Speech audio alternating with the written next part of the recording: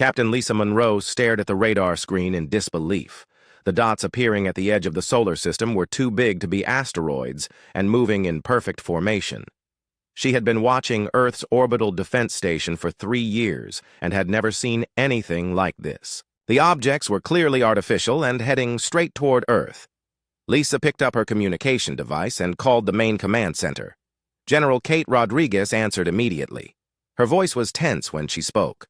The general had been expecting this call ever since the deep space telescopes detected the strange energy signatures 2 days ago. Dr. Amanda Walsh was already at the command center when Lisa arrived. Amanda had spent her entire career studying the possibility of alien life. She never thought she would actually meet any. The 3 women stood around a large table covered with screens and data. The approaching fleet was massive beyond anything Earth had ever built. The alien ships were sleek and dark with strange patterns of light running along their surfaces. They moved through space without any visible engines or exhaust. The largest ship was the size of a small city. Dozens of smaller vessels surrounded it, like guard dogs protecting their master. Amanda studied the readings carefully. The ships were made of materials Earth science did not recognize. Their energy output was enormous but completely clean. No radiation or heat signatures that human technology would produce. These beings had mastered physics in ways humanity could barely imagine. Maya Johnson was in the pilot ready room when the alert came through. She was only 24 but already one of Earth's best fighter pilots. Maya had always dreamed of flying among the stars. She never expected the stars to come to her first. The young pilot ran to her aircraft as alarms sounded across the base. The alien fleet stopped just outside Earth's moon orbit. They held position there for exactly 1 hour. Then a signal came through on every communication frequency Earth used. The message was in perfect English, though the voice sounded strange and metallic. The alien commander introduced herself as Veltara Zinn of the Zephyrian Empire. She explained that Earth was now part of their territory. Humanity had one choice to make: surrender peacefully and become servants of the Empire, or resist and face complete destruction. The Empire had conquered 47 worlds using this same method. No planet had ever successfully resisted them. Veltara gave Earth exactly 24 hours to decide. After that time, the Empire would begin their standard invasion procedures. The signal ended abruptly, leaving Earth's leaders in stunned silence. Kate Rodriguez called an emergency meeting with world leaders. The conversation was heated and desperate. Some countries wanted to surrender immediately. Others demanded they fight regardless of the odds. Kate listened to all the arguments, but her mind was already made up. She had spent her life protecting Earth and would not stop now. Lisa Monroe returned to her station to coordinate Earth's defenses. The planet had weapons in orbit and fighter squadrons on every continent. Against normal human enemies, these forces would be impressive. Against alien technology, they seemed like toys. But Lisa refused to give up without trying. Dr. Amanda Walsh worked frantically to analyze the alien signals. She discovered something interesting in the data. The Empire ships were not all the same design. Some appeared to be from different technological backgrounds entirely. It was as if the Empire had collected ships from many different species over time. Maya Johnson prepared her fighter squadron for launch. The other pilots were nervous but determined. They had trained their entire careers for combat against human enemies. Now they would face something completely unknown. Maya felt scared but also excited. This would be the greatest challenge any human pilot had ever faced. Hours passed as Earth's leaders debated. The alien fleet remained motionless in space, waiting for an answer. Veltara Zinn monitored human communications from her command ship.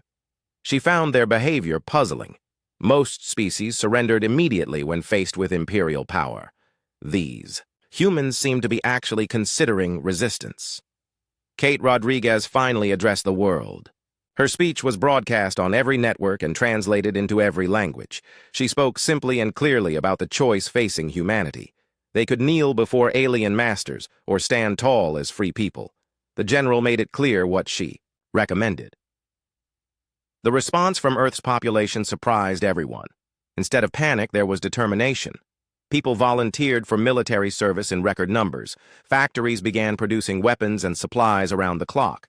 Humanity was choosing to fight against impossible odds. Amanda Walsh made an important discovery while studying the alien technology. Hidden in their signal transmissions were fragments of other languages. The Empire had indeed conquered many different species. Some of these fragments seemed to contain warnings or pleas for help. The Empire was not as united as they appeared. When the 24-hour deadline ended, Kate Rodriguez sent Earth's official response. The message was short and direct. Earth would never surrender to any empire. Humanity would fight for their freedom no matter the cost. The planet was ready for war.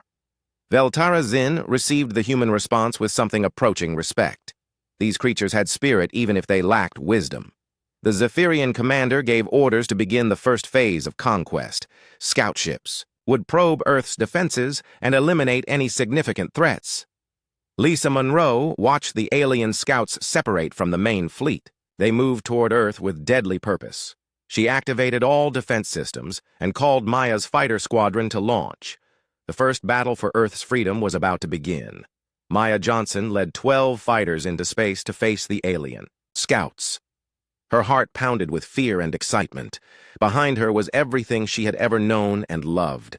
Ahead was an enemy unlike anything humanity had ever faced. But Maya was not alone, and Earth would not fall without a fight. The battle between Maya Johnson's fighters and the alien scouts lasted only minutes but changed everything.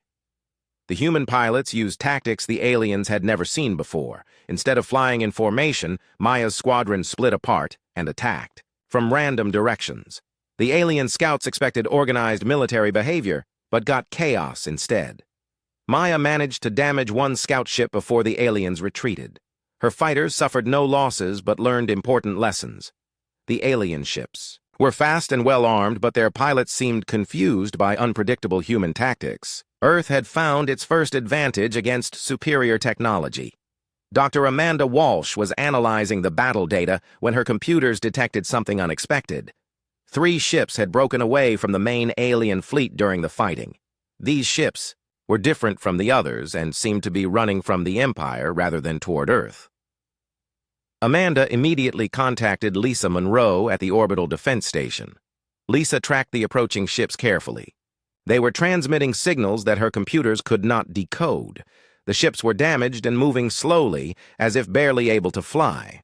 One ship was leaking atmosphere through holes in its hull. Whatever these beings were, they needed help desperately. Commander. Beth Collins was aboard a submarine in the Pacific Ocean when the first refugee ship crashed into the water near her position. Beth had spent 15 years underwater and was used to unusual situations.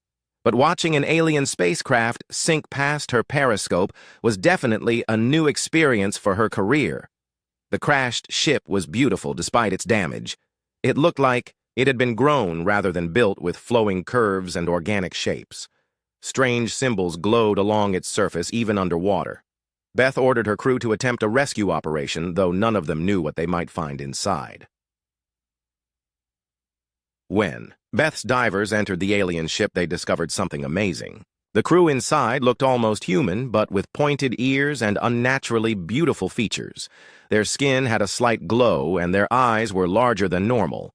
These were clearly not the same species as the Empire forces threatening Earth. The bee, leader of the refugees, introduced herself as Lyralai Starweaver. She spoke in a musical language that somehow Beth could understand, even though she had never heard it before. Lyralai explained that her people were elves from a world the Empire had conquered years ago. They had been hiding among the Imperial fleet, waiting for a chance to escape. Beth brought the elven survivors to the surface where Dr. Amanda Walsh was waiting. Amanda could barely contain her excitement at meeting another intelligent species, but her joy turned to sadness when Lyralai told the story of her planet's destruction. The Empire had strip-mined their world and enslaved most of her people. The second refugee ship was intercepted by Lisa Monroe's defense station. The beings inside called themselves the Merloth, and their leader was a fierce warrior named Cassandra. The Merloth were aquatic people with blue-scaled skin and gills along their necks. They had been conquered by the Empire and forced to serve as underwater assault troops. Cassandra was angry and wanted revenge against the Empire. Her people had been used as weapons against other innocent worlds. She offered to help Earth's forces in exchange for a chance to strike back at their former masters. Beth Collins immediately saw the potential of having aquatic allies. The third ship carried the biggest surprise of all. Inside was a Zephyrian female named Nithara, who claimed to be a scientist working for the Empire's research division. She had stolen crucial information about the invasion plans and barely escaped with her life. Nithara said she could no longer support what her people were doing to innocent worlds. General Kate Rodriguez met with all the refugees at a secure military base. The meeting was tense at first because nobody knew who to trust. But as the refugees shared their stories, it became clear they all wanted the same thing: freedom from the empire that had destroyed their lives and homes. Lyrale demonstrated something that amazed the human scientists. She could manipulate energy using only her mind and gestures. The elves called it magic, but Amanda Walsh recognized it as a form of advanced physics. Lyrale could create light shields and energy bolts that were invisible to the Empire's sensors. Mira Dawnwhisper was a young elf who had worked as an engineer before her world fell. She studied human technology with fascination and quickly understood how it worked. Mira began experimenting with combining elven magic and human engineering. The results were impressive and completely unexpected. Cassandra shared detailed knowledge of the Empire's military tactics. Her people had been forced to study every aspect of Imperial warfare. She knew their weaknesses and blind spots that had never been exploited. The Merloth warrior also offered to establish underwater bases that the Empire would never detect. Nithara provided the most valuable intelligence of all. She had complete records of the Empire's invasion plans for Earth. The aliens intended to bombard major cities first, then land massive armies to finish any resistance. But the plans assumed Earth would fight like every other world they had conquered. Maya Johnson was chosen to work with the refugee pilots who had escaped with the ships. Some elves had fought as pilots against the Empire before their capture. Together they began developing new tactics that combined human unpredictability with alien knowledge of Imperial technology. Amanda Walsh found herself serving as translator between all the different species. Each group had unique ways of thinking and communicating. The elves were poetic and emotional, while the Merloth were direct and practical. The Zephyrian Nithara thought in mathematical terms that were hard for others to follow. The alliance grew stronger as the different groups learned to work together. Beth Collins coordinated with Cassandra to plan underwater operations. Lisa Monroe studied Imperial ship designs with Nithara to find weaknesses. Kate Rodriguez worked with Lyrale to understand how magic could enhance military tactics. Back on the Imperial command ship, Veltara Zinn was troubled by the escape of the refugee vessels. She had always followed orders without question, but something about this invasion felt different. The humans showed more courage than expected, and now they had allies who knew Imperial secrets. Veltara began to wonder if the Empire was making a mistake with Earth. Previous conquests had been simple affairs against divided or peaceful worlds. But Earth was united in defiance and now had experienced allies. For the first time in her military career, Veltara questioned whether victory was certain. The Imperial High Command ordered Veltara to begin the next phase of the invasion immediately. They were concerned about the refugee escapes and wanted Earth conquered before any real resistance could develop. But they had no idea that their worst fears had already come true. Earth now had allies who understood the Empire's methods and technology. The humans had proven they could adapt and surprise their enemies. Most importantly, the planet's defenders were no longer fighting alone against an unknown threat. They had friends who shared their desire for freedom and their determination to resist tyranny at any cost. The Empire's main invasion fleet arrived at Earth 3 days after the refugee ships had landed. Veltara Zinn commanded over 200 warships of various sizes and designs. The massive fleet blocked out stars as it moved into attack position above Earth's major population centers. This was the largest force the Empire had ever assembled for a single world conquest. Dr. Amanda Walsh watched the enemy fleet deployment from the underground command center. Each ship was larger than anything humanity had ever built. Their weapons could probably destroy entire cities with single shots. Amanda felt overwhelmed by the scale of the threat facing Earth, but she was not giving up hope. The bombardment began, at dawn over major cities across the globe. Beams of energy fell from the sky like deadly rain. Buildings collapsed and fires spread rapidly through urban areas. Millions of people ran for underground shelters while emergency services struggled to respond to disasters on an impossible scale. Maya Johnson led the first wave of defenders into the sky above New York City. Her squadron included both human pilots and elven refugees who had learned to fly Earth fighter aircraft. The combined force used tactics that Mira Dawnwhisper had developed by mixing human technology with elven magic capabilities. The aerial battle was fierce and desperate.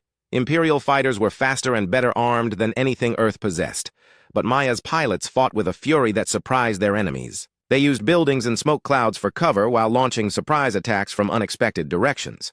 Lyra Leigh Starweaver stood on a rooftop in downtown Los Angeles, channeling magical energy to protect civilians below. She created invisible barriers that deflected some of the orbital bombardment away from crowded areas. The effort was exhausting, but Lyra Leigh refused to stop while people needed her protection. General Kate Rodriguez coordinated the global defense effort from a mobile command post that moved constantly to avoid detection. Earth's military had prepared for this moment by dispersing forces and equipment across thousands of hidden locations. The Empire could destroy cities, but they could not eliminate Earth's ability to fight back. Commander Beth Collins operated from a submarine base that Cassandra had helped establish in the deepest parts of the Pacific Ocean. The Merloth warrior had proven that underwater facilities were completely invisible to Imperial sensors.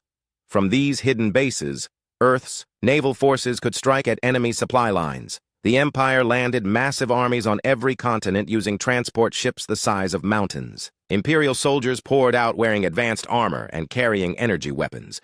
They expected to face scattered resistance that would collapse quickly under overwhelming firepower and superior technology.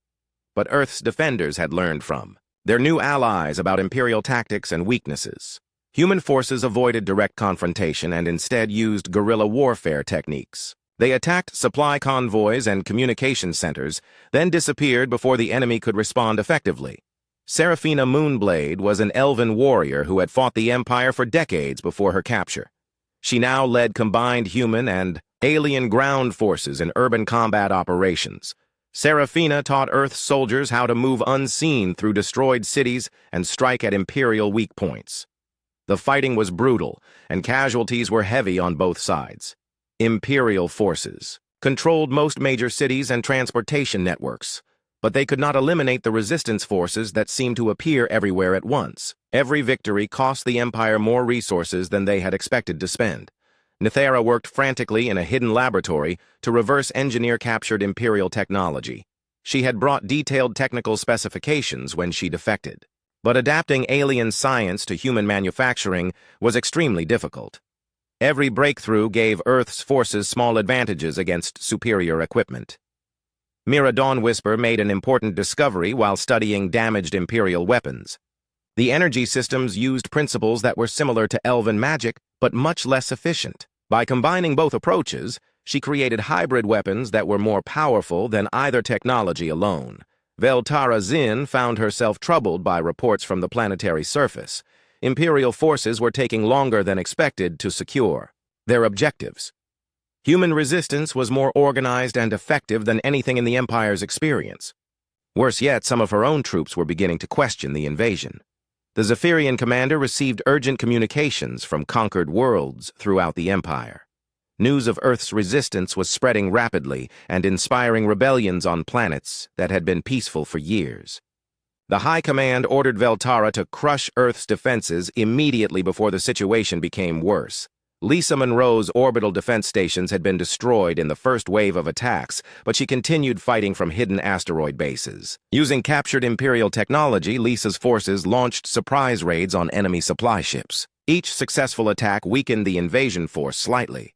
Amanda Walsh established communication networks between resistance cells using a combination of human radio technology and elven magical messaging.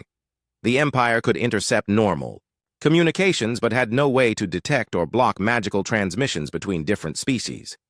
Cassandra led underwater assault teams against Imperial ships that ventured too close to Earth's oceans. The Merloth warriors could approach undetected through water and attach explosive devices to enemy hulls. Several major warships were destroyed or disabled by these invisible attacks. The Empire's invasion was succeeding, but at a much higher cost than anyone had predicted. Imperial forces controlled most of Earth's surface but faced constant attacks from hidden enemies. Supply lines were constantly disrupted, and morale among the troops was declining rapidly. Beth Collins coordinated a massive surprise attack on the Empire's main supply depot using submarines that had been modified with captured alien technology. The raid was successful, but revealed that Earth's defenders were running low on resources and ammunition. Maya Johnson's fighter squadrons had been reduced to less than half their original strength, but the surviving pilots had become incredibly skilled at fighting Imperial forces. They could strike quickly and escape before enemy reinforcements arrived. Each battle taught them new ways to exploit Imperial weaknesses. Lyreley gathered other elven survivors to perform a powerful magical ritual that would boost human technology across the planet. The effort required tremendous energy and left many elves exhausted. But the results gave Earth's weapons and defenses capabilities that the Empire could not understand or counter. General Kate Rodriguez realized that Earth could not win through military force alone. The planet needed something that would change the fundamental nature of the conflict. She began planning an operation that would require everything the Resistance had learned about fighting the Empire. Veltara Zinn stood on the bridge of her command ship, looking down at the burning planet below. Earth was not breaking like other worlds had done. Instead, the Resistance seemed to grow stronger with each passing day. For the first time since joining the Imperial military, Veltara began to doubt whether conquest was always the right answer.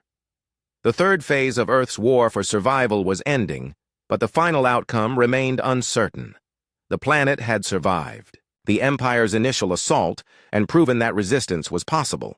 But the real test was still ahead as both sides prepared for battles that would determine the future of human freedom. 3 months after the invasion began, Earth's resistance had evolved into something the Empire had never encountered before. What started as desperate defense had become coordinated rebellion. Underground networks connected every continent, while hidden bases produced weapons that combined human engineering with alien technology and elven magic. Dr. Amanda Walsh had become the primary coordinator between all the different species fighting together. She worked from a massive underground complex that housed refugees from dozens of conquered worlds. Amanda discovered that many other species had been waiting for someone to successfully resist the Empire. General Kate Rodriguez planned the largest coordinated attack in human history. Operation Phoenix would strike simultaneously at Imperial installations across the globe. The plan required perfect timing between ground forces, surface fleets, and orbital strikes. Everything Earth's defenders had learned would be tested in this single massive effort.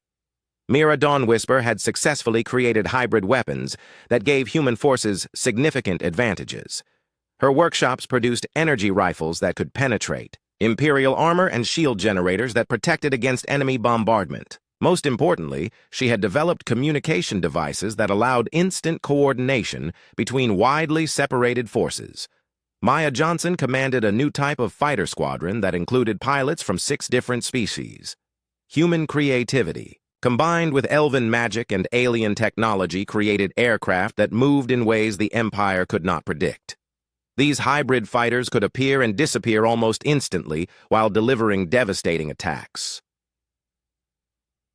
Commander Beth Collins led the naval resistance from hidden underwater cities that Kessa Andra's people had built in ocean trenches. These bases were completely invisible to Imperial sensors and served as staging areas for attacks on enemy supply lines. The Empire still had no idea how their ships were being destroyed by invisible enemies. Lyreley Starweaver had taught hundreds of humans to use basic magic techniques. Most humans could not match elven abilities, but they could create small shields and energy bursts that gave them advantages in combat. Imperial soldiers were not prepared to face enemies who could bend reality itself. Veltara Zinn found herself in an impossible position as reports of human resistance spread throughout the Empire. Other conquered worlds were beginning to rebel using tactics they learned from Earth's example.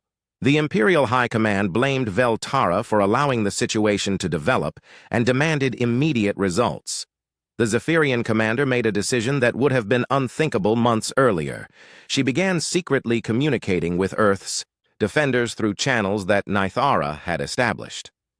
Veltara offered to provide intelligence about Imperial plans in exchange for guarantees that her troops would be treated fairly if they surrendered. Serafina Moonblade led ground forces that had become masters of urban warfare. Her fighters could move through destroyed cities like ghosts, appearing anywhere the enemy felt safe.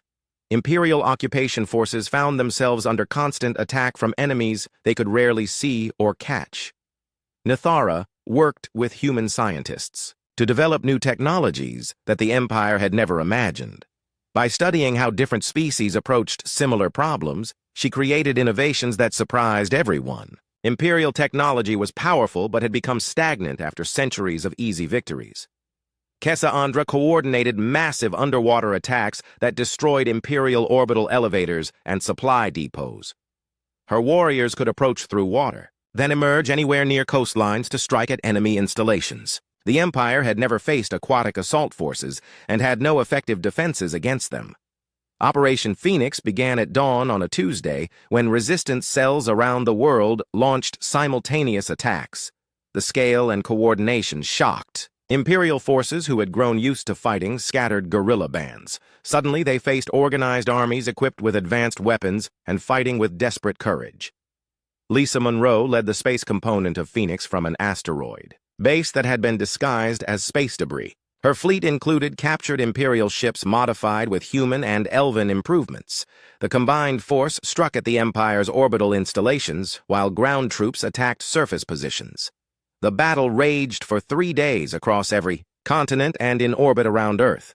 Imperial forces had superior numbers and firepower, but could not coordinate effectively against attacks coming from every direction at once. Human unpredictability combined with alien knowledge and elven magic created chaos in Imperial command structures. Amanda Walsh coordinated intelligence operations that fed real-time information to resistance commanders everywhere, using networks. That combined human radio technology with elven magical communication, she could provide instant updates about enemy movements and weaknesses. Maya Johnson's fighter wing achieved something impossible when they successfully attacked and disabled the Empire's primary command ship. The assault required flying through intense defensive fire while using magical shields to avoid detection. The attack did not destroy the massive vessel, but damaged its command systems badly. Beth Collins launched the largest submarine offensive in Earth's history when her hidden fleets emerged from ocean trenches to attack Imperial ships worldwide. The coordinated assault destroyed dozens of enemy vessels before they could respond effectively. Imperial naval forces had never faced underwater threats of this magnitude. Veltara Zinn found herself forced to choose between loyalty to the Empire and her growing respect for Earth's defenders. When her superiors ordered her to use weapons that would kill millions of civilians, she refused to obey. The Zephyrian commander declared her independence from Imperial authority and began actively helping human forces. The defection of a major Imperial commander created chaos in enemy ranks. Thousands of Zephyrian troops followed Veltara's example and switched sides during the fighting. Other Imperial species began questioning their loyalty as well when they saw their own commanders rejecting Empire orders. Lyrelai performed the most powerful magic ritual of her life to create a planetary shield that protected Earth from orbital bombardment. The effort required energy from hundreds of elven refugees working together, but succeeded in neutralizing the Empire's primary advantage. Ground forces would have to win or lose without support from space. General Kate Rodriguez realized that Operation Phoenix had succeeded beyond her wildest hopes. Imperial forces were retreating from major cities, while their command structure collapsed into competing factions. Earth had proven that the Empire could be defeated by determined resistance using unconventional methods. Mira Dawnwhisper's workshops began producing weapons and equipment for other resistance movements throughout the galaxy. Ships from liberated worlds arrived at Earth, carrying refugees who wanted to join the fight against Imperial oppression. The resistance was becoming a galactic movement. Serafina Moonblade led the assault that recaptured New York City from Imperial occupation forces. The battle was fierce, but ended with enemy survivors surrendering rather than fighting to the death. Even Imperial soldiers were beginning to question whether their cause was worth dying for. Cassandra established permanent underwater bases that could support resistance operations throughout Earth's oceans. Her people had found a new home in Earth's seas while providing crucial military support. The alliance between different species had become stronger than anyone had imagined possible. As Operation Phoenix concluded successfully, Earth stood as the first world to successfully resist Imperial conquest. But more importantly, the planet had become a symbol of hope for oppressed peoples throughout the galaxy. The Empire's age of easy victories was ending, and a new era of freedom was beginning. The final battle for Earth began when the Empire's High Command decided to destroy the planet rather than lose it to successful rebellion. If Earth could not be conquered, then it would serve as an example to other worlds about the price of resistance. Massive ships carrying planet-killing weapons began moving toward Earth from across the galaxy. Captain Lisa Monroe detected the approaching Doomsday Fleet while monitoring deep space from her asteroid command post. The enemy ships were larger than anything seen before and carried weapons designed to crack planetary surfaces. Lisa immediately contacted General Kate Rodriguez with the terrifying news that Earth faced complete annihilation. Dr. Amanda Walsh worked desperately to coordinate a response to the ultimate threat. She reached out to every resistance cell and allied fleet in the galaxy, asking for help. The message was simple but urgent. If Earth fell, then the Empire would never hesitate to destroy other rebellious worlds. This was the moment when freedom itself would either survive or die. Veltara Zinn made the most important decision of her life when she learned about the Doomsday Fleet. She contacted other Zephyrian commanders throughout the Imperial military and urged them to reject the High Command's genocidal orders. Many officers had grown uncomfortable with the Empire's increasingly brutal methods and were ready to follow her example. Maya Johnson led a desperate mission to intercept the planet-killer ships before they could reach Earth. Her squadron included the best pilots from every species now fighting together against Imperial tyranny. The force was tiny compared to what they faced, but represented the combined courage of an entire galaxy. The space battle that followed was unlike anything in recorded history. Ships from dozens of worlds converged on Earth to defend the planet that had inspired their own rebellions. Human fighters flew alongside elven magical craft and alien vessels of every conceivable design. The Empire faced not just Earth's defenders, but a growing galactic alliance. Commander Beth Collins coordinated the largest naval operation ever attempted when submarine fleets from hidden ocean bases launched simultaneous strikes against Imperial ships worldwide. The attacks were supported by Kessiandra's aquatic warriors, who had learned to modify captured Imperial technology for underwater use. Lyrelai Starweaver gathered every elven refugee on Earth for a magical working that would either save the planet or destroy her people in the attempt. The ritual required channeling enough energy to create a barrier around the entire world. No elf had ever attempted magic on such a massive scale, but desperation gave them strength beyond normal limits. The Empire's civil war began when Veltara's rebellion spread throughout the Imperial military. Zephyrian ships turned their weapons on each other as officers chose between loyalty to the High Command and their own consciences. Other subject species saw the chaos as an opportunity to break free from centuries of oppression. General Kate Rodriguez found herself commanding not just Earth's defense, but a galactic alliance that included refugees from hundreds of conquered worlds. The resistance had grown far beyond anything she had imagined when Earth first chose to fight rather than surrender. The final battle would determine the future of every intelligent species in the galaxy. Mira Dawn Whisper's hybrid technology proved crucial when her workshops produced shield generators powerful enough to protect entire continents. The devices combined human engineering with elven magic and alien physics to create defenses that even planet-killer weapons could not penetrate. Earth had become the most fortified world in the galaxy. Nithara led a group of defecting Zephyrian scientists who provided crucial intelligence about the Doomsday weapons. She helped human and elven engineers develop countermeasures that could disable the planet killers before they could fire. The Empire's most secret weapons were being turned against them by their own people.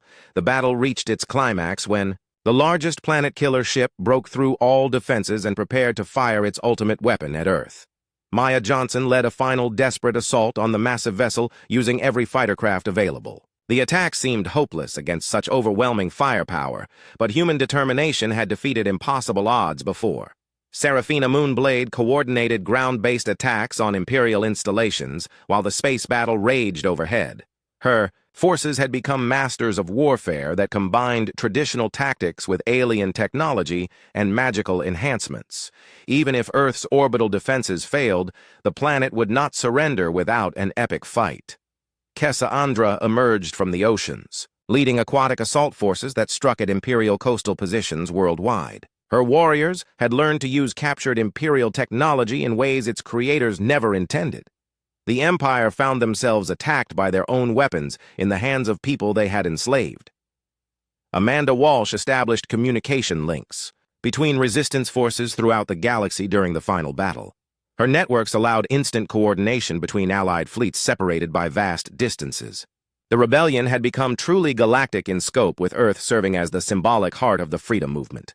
The tide of battle turned when Veltara Zin led a massive defection of Imperial forces who refused to participate in planetary genocide. Entire fleets switched sides in the middle of combat, bringing advanced weapons and crucial intelligence to the resistance cause. The Empire's military began collapsing from within. Lisa Monroe commanded the orbital defense of Earth during the final assault on the planet Killer Ship. Her forces included captured Imperial vessels, modified with human improvements, and operated by crews from multiple species. The combined fleet fought with desperate courage against overwhelming odds. Lyra Lay's planetary shield held against the Empire's most powerful weapons, but began failing under sustained bombardment. The magical barrier had saved Earth, but could not last forever against technology designed to destroy entire worlds. Everything depended on stopping the enemy fleet before the defenses collapsed completely. The final moment came when Maya Johnson's fighters penetrated the Planet Killer's defenses and destroyed its main weapon just as it prepared to fire. The massive explosion disabled the giant ship and sent shockwaves through the Imperial fleet. Seeing their ultimate weapon destroyed broke the remaining Imperial resistance. Commander after commander throughout the Empire declared independence from the High Command.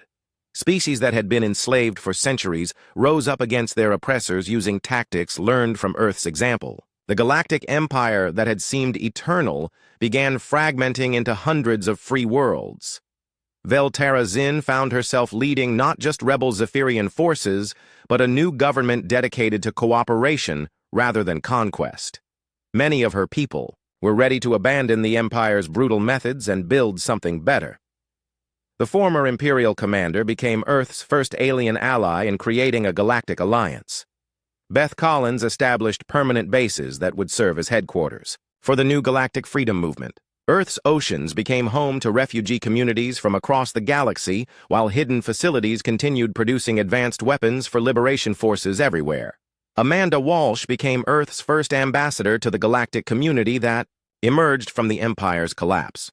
Her experience communicating between different species made her invaluable in negotiations between former enemies. The doctor who had dreamed of meeting aliens now helped create peace between hundreds of worlds. General Kate Rodriguez watched from Earth's surface as the last Imperial ships either surrendered or fled to distant corners of the galaxy. The planet that had refused to kneel before an empire now stood as the founding member of a galactic alliance based on freedom rather than fear.